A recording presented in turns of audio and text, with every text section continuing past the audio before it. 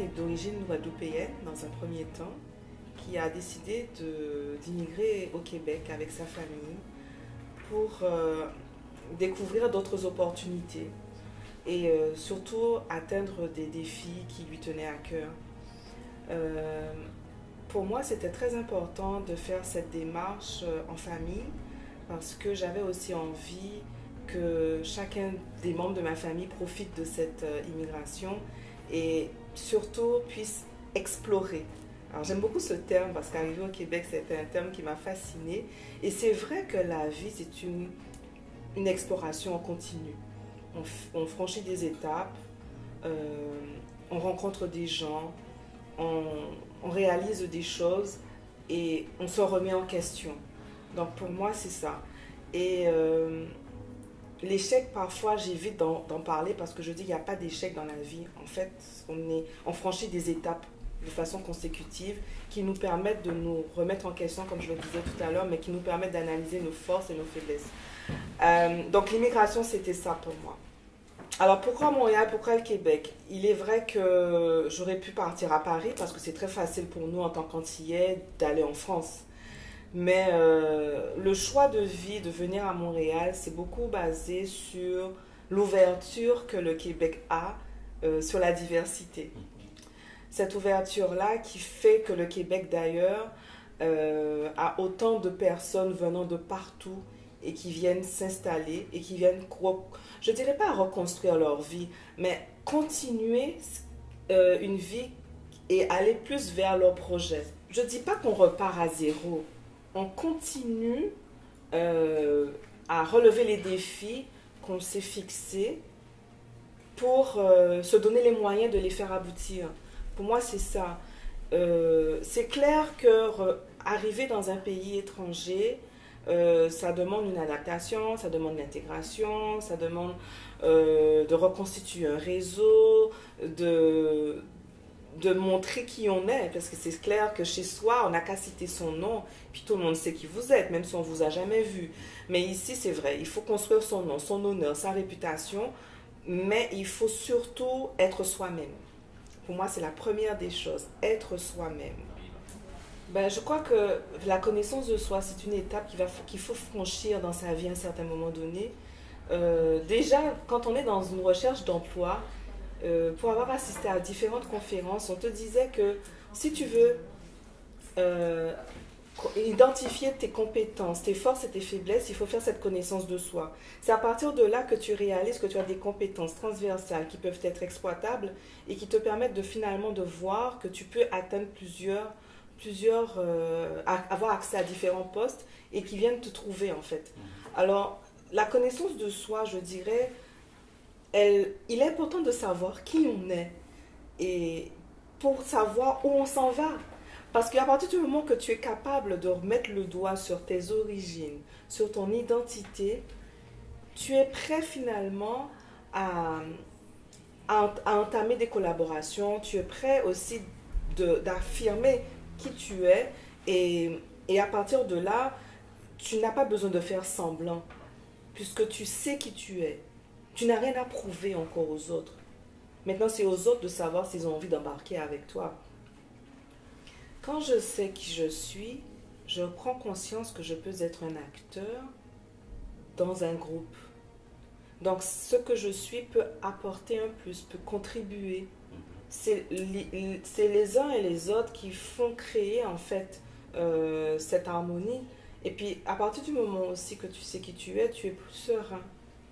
Parce que tu as cette certaine, comment on pourrait dire ça, cette paix intérieure qui te permet finalement de ne pas repousser certaines choses, mais de vouloir toujours défier les choses. Alors, Ok. je crois que quand on immigre, on réalise que finalement on vient de quelque part. Et ce quelque part, à un moment donné, c'est là qu'on prend conscience qu'il vous manque. Je n'ai jamais autant de fois répété d'où je viens depuis que je vis ici. Je n'avais pas besoin de le dire en Guadeloupe. Je n'avais pas besoin de le dire quand j'allais en France. Mais ici, je suis quelque part, je me dois de dire d'où je viens. Parce que c'est d'où je viens qui fait la femme que je suis. avec mon histoire, mon bagage culturel, ma famille, quoi. Donc, quand on vient quand on fait cette étape d'immigration, on a besoin de dire, de connaître ses origines et de dire qu'on vient de quelque part et de pouvoir expliquer d'où on vient. Moi, je me suis souvent confrontée à avoir la question, à me faire poser la question, vous venez d'où? Ok, je dis oui, je viens de la Guadeloupe. Ah, mais la Guadeloupe, c'est où? Donc, du coup, je vais expliquer, mais la Guadeloupe, c'est dans les petites Antilles, c'est à côté de la Martinique. Alors, on est de la France. Et là, je réalise que j'avais pas besoin de le dire quand j'étais chez moi, mais arrivé ici, je dois connaître mon histoire pour la partager avec les autres, pour expliquer qui je suis. Mais c'est clair qu'en étant maintenant au Québec, avec le recul, je réalise que la Guadeloupe est riche à plusieurs niveaux, que ce soit culturel, que ce soit sur le plan culinaire, au niveau de l'aspect familial, parce qu'il y a des choses que je ne peux plus combler ici, qu'il faut que je parte pour aller les récupérer. On ne peut pas oublier d'où on vient. Mais il faut dépasser ça. Alors, dépasser ça, ça prend du temps. Ça demande de la résilience. Ça demande beaucoup de leadership. Ça demande aussi de l'ouverture.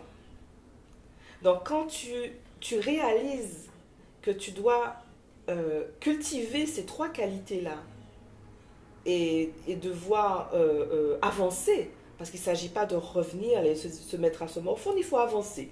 Donc, tu te prends en main parce que tu dois aller plus loin.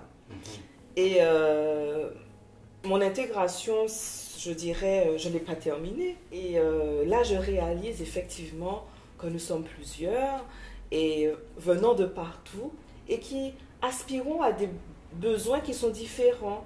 L'immigration n'est pas la même pour chacun. La raison d'avoir immigré n'est pas la même non plus pour chacun. Mais tout le monde a envie d'arriver à une stabilité, tout le monde a envie de se construire et d'arriver à ses rêves. Alors les rêves, comment on pourrait les interpréter? Je dirais pas des rêves comme on nous disait avant, New York c'était la grosse poire, mais chacun peut avoir une petite place pour la croquer. Moi je dis que c'est vraiment des défis qu'on se fixe à atteindre et on se donne les moyens pour. Ça peut prendre 5 ans, ça peut prendre 10 ans, tout dépend de la volonté qu'on a et aussi de l'engouement qu'on a pour ça.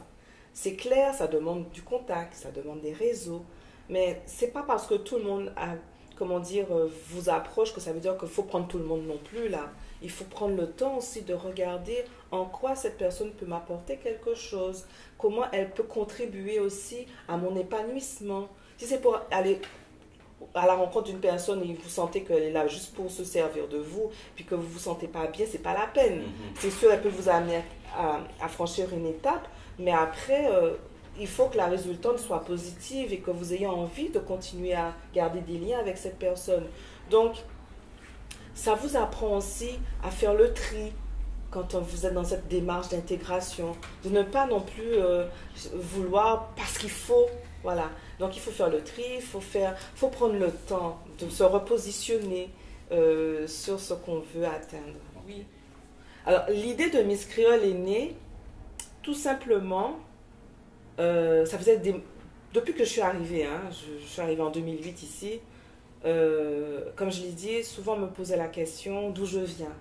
Alors j'avais des fois pas le temps de répondre, on me demandait ah vous êtes haïtienne, ah vous êtes jamaïcaine, et je devais dire, je devais effectivement donner mes origines, et je me suis rendu compte qu'il y a justement une méconnaissance sur les communautés créoles. Et je comprends, c'est normal, parce que le Québécois, automatiquement, dès qu'il voit quelqu'un à la peau noire, il s'imagine que c'était quelqu'un qui vient on est créole, ou on est africain, ou on vient des îles anglophones. Et je me suis rendu compte que peut-être que ce serait intéressant de lancer ce concours qui cible essentiellement la créolité dans son identité. Il ne s'agit pas de faire un concours de beauté, mais vraiment mettre l'emphase sur l'identité créole. Parce que la culture créole, elle est diversifiée. Donc c'est comme un panthéon, hein, le gros c'est la culture et il y a des sous-cultures créoles. Et chaque culture créole a son identité. On pourrait parler de l'identité haïtienne, comme de l'identité guadeloupéenne, l'identité mauricienne. On a tous effectivement ce point d'origine qui est l'Afrique, mais on est en même temps différents. Et c'est cette différence qui nous rapproche et qui nous permet de nous ressembler. Alors, je me suis dit, voilà, je viens de l'immigration, déjà adulte. Je sais qui je suis et d'où je viens. Mais et cette jeunesse qui est née ici, ou qui est arrivée en bas âge, qui est en train de se chercher et qui ne sait pas qui elle est, il y a certainement un manque qu'il faut combler.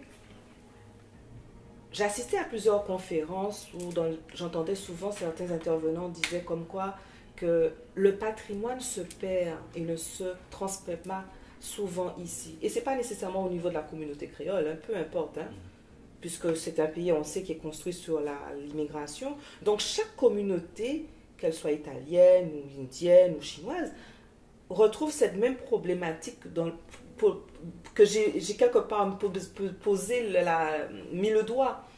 La génération qui vient de parents immigrants a à un moment donné besoin de se retrouver à ce sursaut identitaire où cette génération a besoin de se retrouver et surtout de savoir qui elle est. Alors je me suis dit, déjà on a un beau travail qui peut être montré avec Miss Créole. C'est de déjà répertorier si cette culture créole, elle est représentée par justement les îles dans lesquelles cette culture existe. Et puis ensuite aller rencontrer les institutions qui sont représentées et puis fédérer. Alors ça, c'est une des missions pour lesquelles je me bats constamment. Fédérer, rassembler. Parce que c'est quand on est ensemble, on va plus loin. Et qu'on peut créer, on peut projeter. Et travailler avec des valeurs, hein, surtout. Parce que sans valeur, c'est l'anarchie. Chacun veut donner son mot et personne ne respecte rien.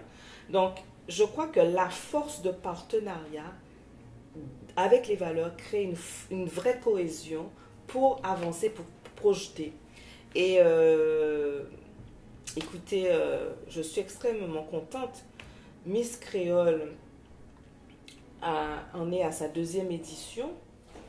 2 éditions pour lesquelles je voulais effectivement fédérer, rapprocher les communautés créoles sur une cause noble qui est en fait rendre hommage à la femme des cultures créoles, parce que la femme reste ce pilier qui a construit les sociétés et c'est sur elle que repose tout, hein. C'est comme une poutre dans l'habitation d'une maison, quand elle n'est pas là, tout tombe, hein. Et bien c'est ça, je voulais vraiment que ces jeunes femmes aient des exemples, qu'elles voient que en tant que femmes créoles, elles viennent de quelque part et qu'elles ont toutes les compétences en elles pour extraire cette chose-là qui est endormie en elles. Là. OK? Mais ma fierté maintenant, c'est de dire que le rassemblement a pris une autre dimension. Et maintenant, le concours s'exporte. Okay. Oui.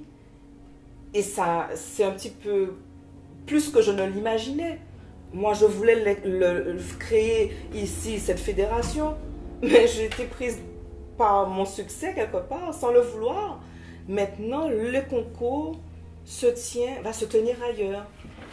Et donc, nous avons vraiment maintenant fédéré à l'extérieur sur une grande échelle. Alors, ce mois-ci se tient la première édition de Miss Créole Maurice. En 2016, nous allons avoir la première édition de Miss Créole France et Miss Créole Londres. Et en été prochain, il y aura Miss Créole Barbade. Alors, ça veut dire qu'il y a un besoin. Il y a des gens qui sont en train de se chercher. Les frères, je dis les frères parce qu'on est cousins, on est frères. Donc, ils ont vu le travail qui s'est fait en amont ici. Et je crois qu'il fallait effectivement asseoir le projet d'abord ici et maintenant lui donner la dimension qu'il faut. Cette dimension que je ne voyais pas du tout internationale. Moi, je la voyais au Québec seulement. Et là, je me rends compte qu'elle prend une dimension internationale. Je suis en train de fédérer au-delà des frontières. Moi, je dis que